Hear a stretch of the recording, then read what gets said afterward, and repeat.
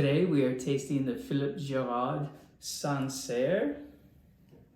Phillip Girard Sancerre from the Loire Valley in France. Sancerre is going to be 100% Sauvignon Blanc. Sauvignon Blanc is already an aromatic and light grape with a lot of fruit flavor. In Sancerre, it tends to be more linear and not as full flavored as New Zealand Sauvignon Blancs or other New World Sauvignon Blancs. This is one of the most famous interpretations of Sauvignon Blanc, and I keep saying Sauvignon or Sauvignon, it's Sauvignon Blanc. This is grown near the Loire River. Depending on where it's grown in Sancerre, the wine comes out a little differently.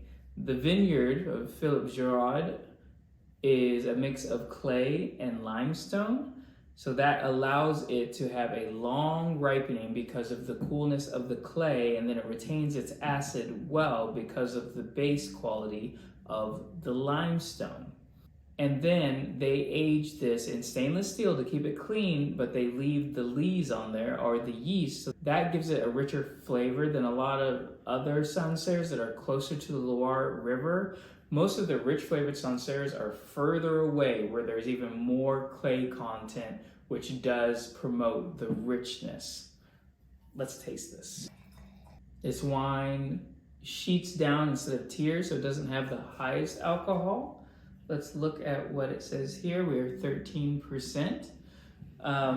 This is also, by the way, a 2022, supposed to be one of the best French vintages they've had in a while. So the vintners were able to let the grapes get to the perfect ripeness before they picked them. Aged 4 months in stainless steel on the lees. On the nose, it's pretty rich and just like a touch of bitterness on the end. It's hard to identify as Sauvignon Blanc still. This would still continue to throw me off. That little bit of bitterness is almost mimicking the patrol of Riesling. I would be all over the place in a blind tasting. It definitely smells European, and that is, it's not fruit forward. It definitely is more flowers first, and then that little bit of patrol, and there's a little bit of stoniness. And not too much else. There's a bit of lemon peel, but like I said, Sancerres are more linear. They're not gonna give you a bunch of crazy fruit flavors. Let's see what it does on the palate. So that lemon definitely comes through. It doesn't really sour out.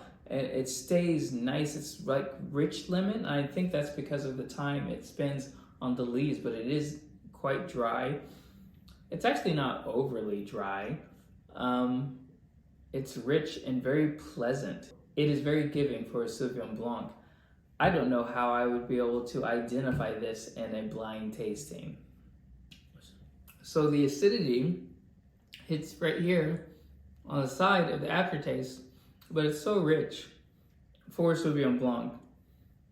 And I'd say that's a combination of it being able to ripen fully and the clay in the soil and the time on the lees. This is a really unique Sauvignon Blanc, but excellent.